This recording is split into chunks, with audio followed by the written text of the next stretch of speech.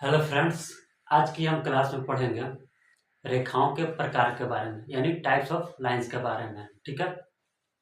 पहला है पढ़ेंगे प्रतिच्छेदी रेखाएं, दूसरा है संगामी रेखाएं, तीसरा है समांतर रेखाएं और चौथा है लंबवत रेखाएं।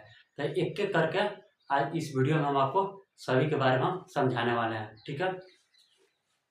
देखिए, पहला है प्रतिच्छेदी रेखाएं। इसको इंग्लिश में बोलते हैं इंटरसेक्टिंग लाइंस। क्या बोलते हैं इंग्लिश में? Intersecting lines. जब दो या दो से अधिक रेखाएं एक दूसरे को काटती है तो उसको क्या बोलेंगे? प्रतिच्छेदी रेखाएं। जब दो रेखाएं एक दूसरे को काटती है उसको बोलते हैं प्रतिच्छेदी रेखाएं। ठीक है।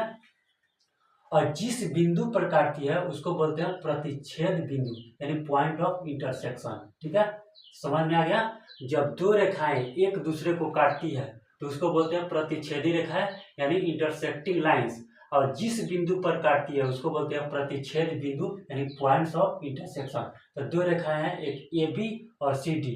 पी पॉइंट पर काट रही है। जब दो ए बी और सी डी एक दूसरे को काट रही है पी पॉइंट पर, तो इसको क्या बोलेंगे? प्रतिच्छेदी रेखाएं। और जिस बिंदु पर काट रही है उसको बोलेंगे प्रतिच्छेद बिंदु, यानी पॉइंट ऑफ इंटरसेक्शन। ये समझ में आ गया? चलिए, दूसरा है हमारा संगामी रेखाएं। संगामी रेखाएं, इसको इंग्लिश में बोलते हैं कॉन्करेंट लाइंस। संगामी रेखाएं को इंग्लिश में क्या बोलते हैं? Concurrent lines. जब तीन या तीन से अधिक रेखाएं एक ही बिंदु से होकर गुजरती है, जब तीन या तीन से अधिक रेखाएं एक ही बिंदु से होकर गुजरती है उसको बोलते हैं संगामी रेखाएं, कॉन्करेंट लाइंस।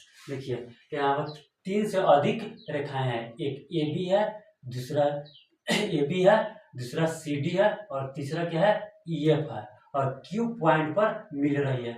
जब तीन या तीन से अधिक रेखाएं एक ही बिंदु से होकर गुजरती है तो उसको बोलते हैं संगामी रेखाएं। और जिस बिंदु पर मिल रही है उसको बोलेंगे संगामी बिंदु, यानी पॉइंट ऑफ कॉन्करेंसी। ठीक है, तो ये भी समझ में आ गया, संगामी रेखाएं। तीसरा हमारा है समांतर रेखाएं। इसको इंग्लिश में बोलते हैं पैरेलल लाइंस।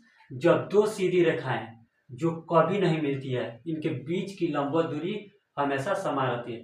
जब दो सीधे रेखाएं कभी नहीं मिलती है और इनके बीच की लंबवत दूरी समान रहती है तो उसको बोलते हैं समांतर रेखा, यानी पैरेलल लाइंस। देखिए, दो सीधी रेखाएं हमने लिया है, ए बी और सी डी। ए बी और सी डी, तो दो सीधी रेखाएं हैं जो एक दूसरे को कहीं नहीं मिलेगी। ठीक है, और इनके बीच का जो दूरी होगा ये हमेशा क्या रहेगा? हमेशा समान रहेगा। तो इसको बोलेंगे समांतर रेखाएं, यानी पैरेलल लाइंस। ठीक है, और यहाँ पर ए बी समानांतर सी डी होगा। ठीक है, तो समझ में आ गया समांतर रेखाएं। और चौथा है लंबवत रेखाएं। इसको इंग्लिश में बोलते हैं परपेंडिकुलर लाइंस। जब दो रेखाएं समकोण यानी राइट एंगल पर प्रतिच्छेद करती है, जब दो रेखाएं समकोण पर प्रतिच्छेद करती है उसको बोलते हैं लंबवत रेखाएं। यहाँ पर देखिए, दो रेखाएं हैं, एक ए बी और सी डी।